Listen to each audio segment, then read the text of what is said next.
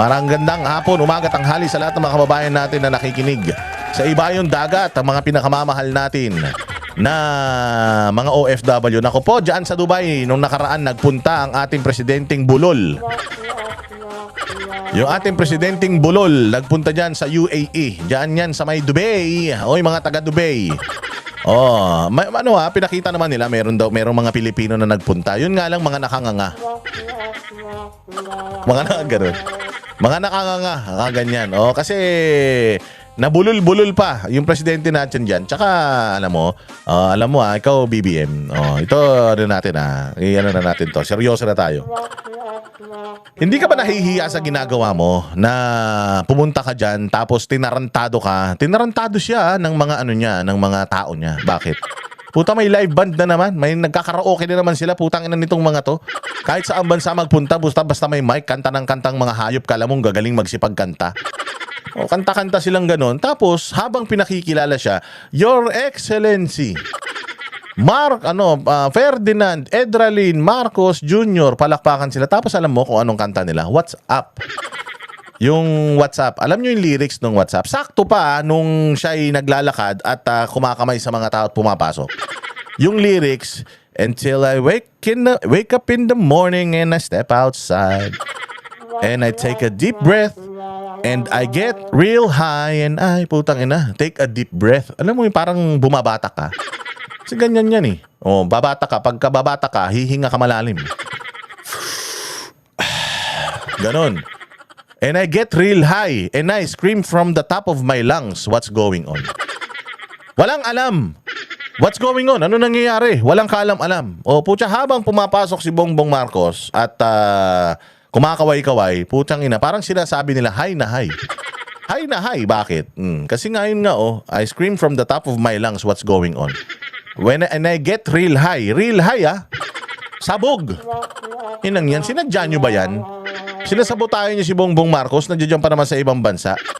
O, pagpasok sa loob, biglang yun ang kanta nyo, what's up? Pwede naman ang kanta nyo, pagpasok sa loob, ginawa kayong hymn, di ba? Yung bagong Pilipinas hymn. Tayo na. Di ba yun yung kanta nilang sa Antipolo, yung ginawa nilang pinaghirapan nilang putang ina niya, pati isinama pa nila sa lupang hinirang. Di ba nakakahiya yan sa international community? Putyang inang yan. Usually yung mga boksingero, di ba may team song yan pagpapasok si Manny Pacquiao, yung Eye of the Tiger. Jen. Gano'n, di ba? Yung para magboxing, para motivated ka. Bawat wrestler sa WWE, WWF, pag pumapasok yan, merong entrance song yan. Yung gustong-gusto ko, yung kanta ni ni Undertaker, yung dong, yung parang pangpatay. Di ba? Nakaka-relate kayo? Hindi maka-relate, lumayas na. O, di ba pag pumapasok ka ganun, parang motivated ka, pagpasok mo yun yung team song mo Yun nga, pagpasok niya yun ang team song niya. Putang ina, what's up? What's going on? Parang talagang siya, wala siyang alam sa nangyayari sa mundo. Wala siyang alam sa nangyayari sa Pilipinas. Hindi niya alam na hirap na mga Pilipino. Hindi niya alam na bisit na sa kanya mga Pilipino. Hindi niya alam na putang ina, negative 30 yung kanyang survey. Tapos, ang pinapalabas nila, magandang ekonomiya, mayaman ang Pilipinas, busog ang mga Pilipino. Alam nyo kung bakit? Pagpasok naman, takin mo yun ng tugtog. Diba? And I wake up in the morning and I step outside. And I take a deep breath and I get real high, high na high. Sa sobrang high niya, wala na siyang alam what's going on. Sabi niya, what's going on? Diba? Parang tanga lang So yun ang kanyang entrance song, what's going on? Kaya what's going on, walang alam sa buhay, walang alam sa mundo. Pucha, singhot lang siguro ng singhot. Nakakahiya, pero hindi nila napansin yun. Hindi napansin niya yun nung mga kasamahan niya, hindi napansin yun. Or sinadya yun nung mga kasamahan niya para sirain siya. Kaya sabi ko sa inyo, this government, this administration is self-destruct. Oo, self-destruct talaga. Kahit na anong gawin nila, anong effort na gawin nila, they find ways. Para sila mga taga-BDO, they find ways to screw up. They find ways to mess up. They're messing it up nang hindi mo na kasi sila kailangan siraan. Kaya nga ito, mga gobyerno na to, kailangan mo pang siraan. Hindi. You just have to expose what they're doing because they're exposing themselves as well. It's not just us. Hindi lang tayo yung nag-expose sa mga kabobohan ng mga yan, mga kaingratuhan ng mga yan, mga kaululan nila. Mga kabangagan nila, hindi lang sila, o hindi lang pala tayo, o pati sila mismo nag-e-expose sa mga sarili nila. Siya mismo pag nagsalita, United, putang ina yan, bulol, United Arab Emirates, putang ina, hindi mo kayang banggitin. Yung grade 1 nga na bata, kayang banggitin yan eh. Sabi mo na lang kasi UAE. Oo, UAE, utak, alak, edralin. Edralin siya eh, bongbong. Naisip mo pa yan? UAE? Oo. Utak alak talaga. Walang hiya, di ba? I mean, nandiyan kasi isang bansa, courtesy, mabanggit mo man lang sana ng maayos yung pangalan ng bansa nila, putyang ina. May sinabi pa siya dyan, may sinabi pa siya na sandamukal daw ang mga world leaders at saka mga hari na kinakausap. Hari? Tangina, ilan lang ba hari sa mundo? Oo. Ilan lang bang mga hari sa mundo? Putyang inan yan. Sinasabi niya, dami daw niya nakakausap ng mga hari at saka mga world leaders. Putyang ina, sinong world leaders kumakausap sa'yo? Di ka nga pinansin ni Donald Trump. Nilagay ka nga sa dulo sa sa APEC ba yun o ASEAN? Nilagay siya sa dulo eh. Kasi putya, wala ka ng kwenta. No? Si Pangulong Duterte nasa gitna katabi ng mga malalakas na mga world leaders eh. Si Donald Trump, si Xi Jinping, si Vladimir Putin. At yung iba pang malalakas, ikaw nilagay ka nga sa dulo, sasabihin mo marami kang nakakausap. Baka nakakausap mo, puro multo na naman yan ha. Baka multo ng mga yumaong mga hari yan ha. Buisit ka. Hayop yan. Oh, sabi ko nga sa inyo, isang pinakagago na ginawa talaga ng gobyerno natin. Ito talagang pagpapadala kay Pangulong Duterte sa ibang bansa. Tinan mo tong nasa page to ng International Criminal Court Oh, the Office of the Prosecutor of the International Criminal Court is investigating allegations of crimes against humanity perpetrated in the Philippines, including killings, torture, and sexual violence. Sexual violence? Putang ina yan, lagi nilang kasama yung sexual violence. Sinong sexual violence ng... Anong klaseng yan? Ayan crimes against humanity. Ito yung kaso ni Pangulong Duterte to Crimes against humanity perpetrated by the Philippines, including killings, torture, sexual violence. Sexual violence? Sinong ginahasa? Wala namang mga ginahasa nung war on drugs. Ito kasi pinag-uusapan dito, war on drugs. Meron bang mga rape case si Pangulong Duterte rito or any of the perpetrators na sinasabi nila? Yung mga accused, meron bang mga rape? Wala eh. Sexual violence as part of the so-called war. Meron bang sexual violence sa war on drugs? Diba? Mapapahaka talaga eh. Sexual violence, walang as part of the so-called war on drugs campaign between November 2011 and March 2019. War on drugs? Nagsimula ang war on drugs ni Pangulong Duterte 2016 na, 2011 to 2019. Sa Davao siya niya na. Oh, at saka wala rin namang mga rape na naganap sa Davao, Diyos ko. Kasi ito nakakatawa. The office is appealing for direct witnesses to these incidents, including members of the Philippine National Police and other law enforcement agencies who were involved in these incidents to come forward and speak with members of the office. So, ibig sabihin, nakakulong si Pangulong Duterte diyan sa ICC, ipinamigay ng gobyerno ni Bongbong Marcos na hindi klaro. Hindi klaro kasi halimbawa, ako yung gobyerno, yung ICC lalapit sa akin, yung Interpol. Anong kaso? May kaso siya ganito eh. Anong laman nung kaso na yan? Ayun may nung 2011 to 2019, crimes against humanity sa Pilipinas, killings, torture, sexual violence. Sexual violence? 2011 to 2019, wala mo kami nabalitaan ganyan. Dito sa loob, wala kami nababalitaan ganyan, tapos kayo may balitang ganyan. Dito sa loob, walang kasong ganyan, tapos kayo may kasong ganyan. Hindi ako papayag, hindi kami papayag na ipapadala namin yung citizen namin dyan, more so, dating presidente namin, papadala namin dyan for baseless accusations. Bakit mo sinabi na baseless Bakit mo sinabing baseless?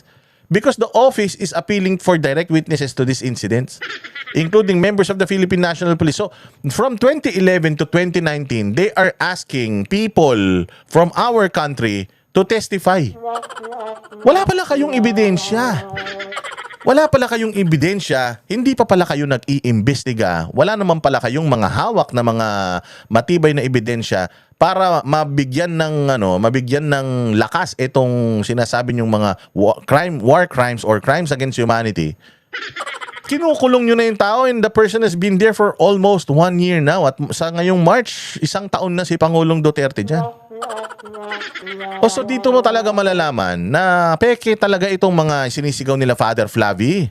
Yung sinisigaw ng mga human rights advocate dito, mga kupal kayo, hindi kayo kasali because ang iniimbestigahan pala 2011 to 2019. 2011 to 20, ang haba nun, 2011 to 2016, that's 5 years. From 2016 to 2019. So imagine sa dami nung sinasabi ninyo na 30,000 na mga namatay, wala palang mga ebidensya yan. Wala palang mga testimonya na hawak ang ICC or any evidence na magpapatunay na malakas itong kaso na to because ngayon pa lang sila nagmamakaawa eh.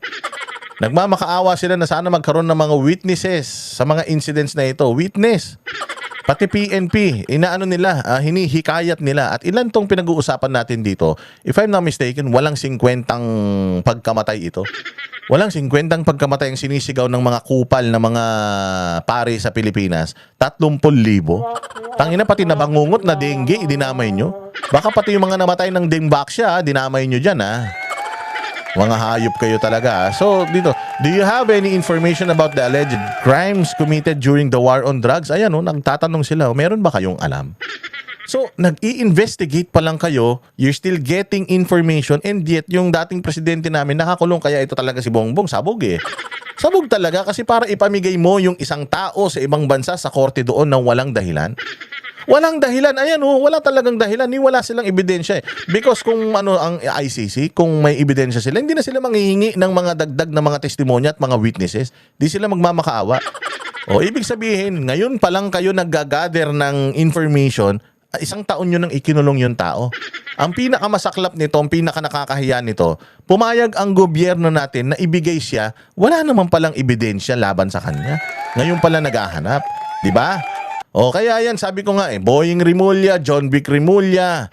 Yan si General Torres, si General Marbil, itong si Bongbong Marcos at lahat ng mga kasapakat diyan sa kidnapping talaga yan. Kidnapping, umantakin mo walang kaso. Walang ebidensya. Pwede ba yung mag-aresto ka ng walang preliminary investigation? Kasi kung may preliminary investigation, merong anong tawag diyan, probable cause. Di sana may mga hindi na kayo humihingi ng ebidensya pa. So iyan yung talagang isang pinaka-treacherous or treasonous na ginawa ng administrasyon natin. Kaya ang Pangulong Marcos ba is liable for impeachment? Oo, because ipinagkanuno mo lahi mo. Tingnan mo, si Zaldico nasa ibang bansa. Gusto mo ngang pauwiin para managot dito sa bayan eh. Si Bonoan nasa ibang bansa. Gusto mo ngang pauwiin para managot sa mga kasalanan niya dito eh. Si Atong Ang, hinahanap nila ngayon kung nasa ibang bansa yan, gusto rin nilang pauwiin niya para panagutin sa mga kasalanan ginawa niya rito eh. Dito mo ginawa yung krimen. Dito natin dapat dinidinig o dito natin dapat ikinukulong ang tao. Mantakin mo si Pangulong Duterte nandoon, gusto natin bawiin, ayaw nila. Si Harry Roque nandoon, gusto nila lang pauwiin para ikulong dito. Why not si Pangulong Duterte doon, ibawiin natin para dito ikulong? Wala namang masama eh. Lahat naman pwedeng makasuhan, lahat naman pwedeng humarap sa korte. Bakit pinababayaan natin siyang doon nabubulok, hindi ba? Kasi alam nyo sa mga sarili ninyo na pag dito, hindi talaga magfa-fly yan because not even one case was filed against Pangulong Duterte after bumaba siya sa kanyang termino o matapos ang kanyang termino. Pustahan tayo pagbaba niya ni Bongbong Marcos. Yung sinasabi na mata lang ang walang latay diyan saan sa kaso. Kaya impeachment dapat talaga mag-file ng impeachment against dito kay alam mo kung articles of impeachment lang, kalkalin ninyo mula pag upo niya ng 2022 hanggang ngayon. Lahat ng ginagawa niya, articles of impeachment yan, impeachable, lahat ng mga plan de ruse, lahat ng ginagawa niya. Kami ang boses ng masa, hindi natatakot. Katotohanan lang, di kami nalulunod. Walang bahid ng sismis, lahat ay totoo. Kahit sino ka pa, pag mali ka babanatan ka. Walang pinipili kulay, wala kaming kinikilingan. Basta para sa bayan, kami lalaban. Pagdama palakpakan,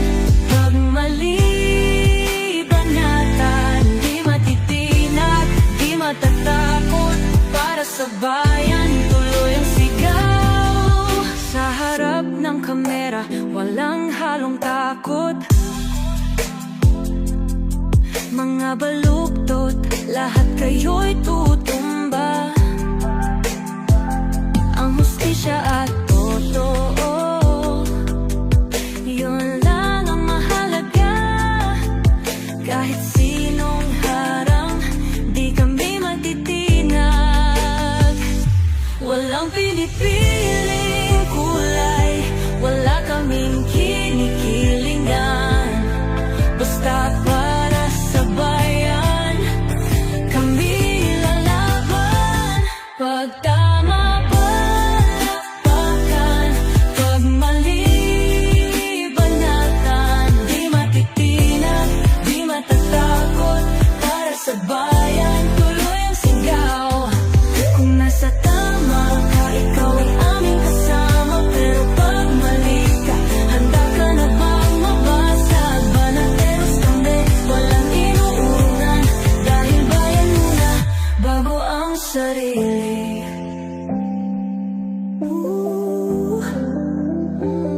Bago ang sarili.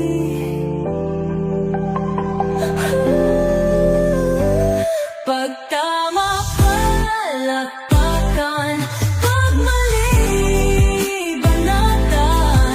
Banateros ang sigaw, katotohanan ang laban.